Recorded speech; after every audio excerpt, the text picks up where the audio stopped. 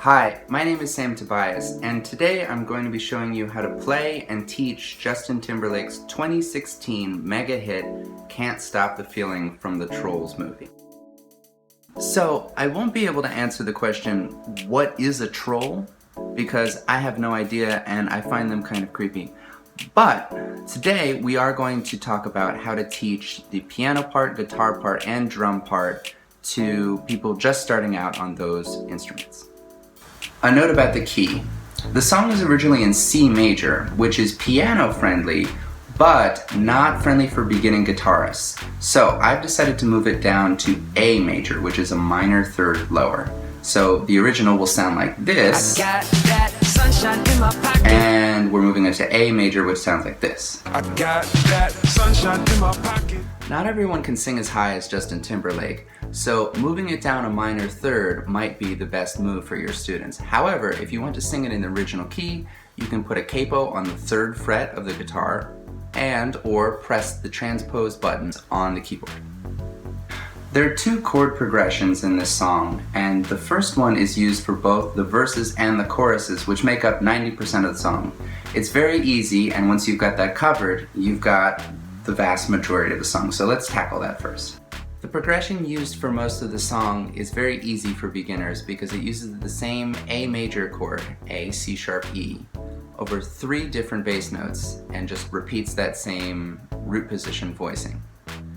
The first chord of the progression is A major, then the bass note switches to F sharp, then it switches to D, and then it switches back to F sharp, all with the same A major voicing in the right hand. This means that a student could play hands together, but if you have a bass player, the pianist could play with just one hand, leaving the other hand free to raise the roof.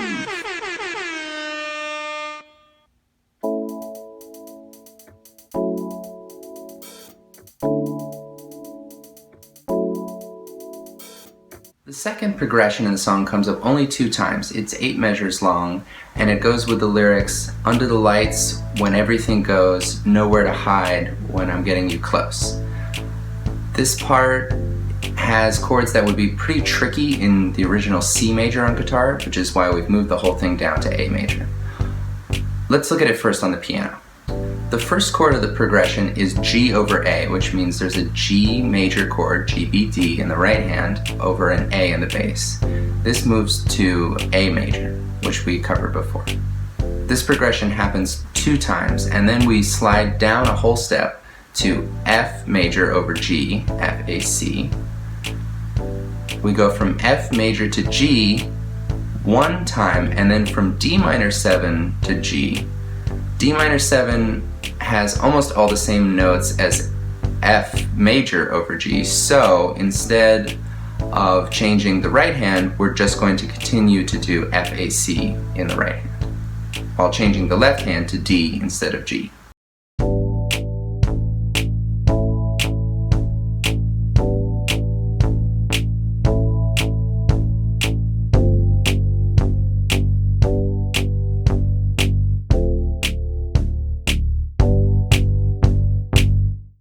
For the guitar, on the main progression, you could play A major for all 3 of those chords.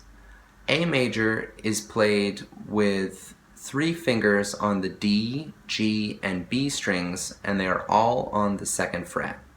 If you want to, you can lift the finger off of the D string to put the note D into there for the A over D chord, like I'm about to do in this video.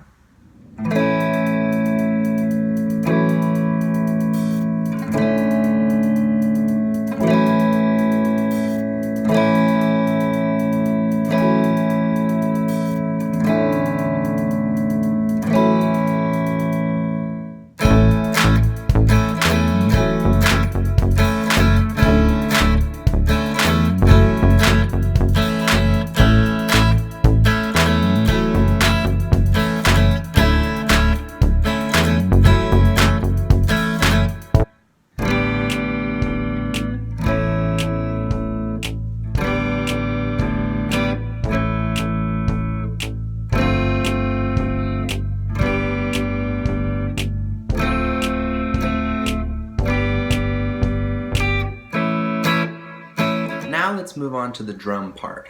The drum part for this song varies a lot, but like most pop songs, at the heart of it is a kick sound on 1 and 3 and a snare sound on 2 and 4, which in this song is mostly done with snaps or claps on the choruses.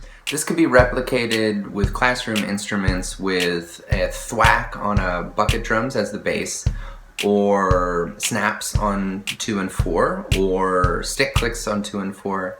If you have a real drummer, they could play a good old 8th note on the hi-hat backbeat. If you have someone who can do something that's a little fancier on the drums, they could do the original part from the song, which has a pretty tricky hi-hat pattern that we're going to examine more closely now. Here's how it works.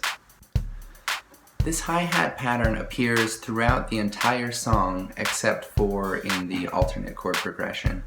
And the rhythm of the hi-hat pattern is and a 1 and a 2 and a 3 and a 4 and a 1 and a 2 and a 3 and 4. The and of 3 is a hit on the open hi-hat, and then it's closed on 4. This could be pretty tricky for a beginner, so let's examine the difficult part of it right now.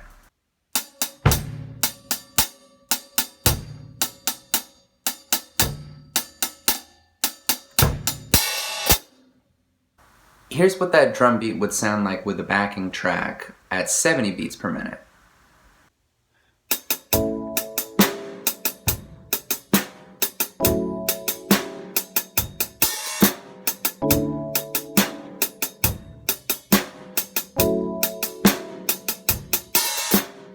Here's what that drum beat would sound like at the full tempo, which is 115 beats per minute.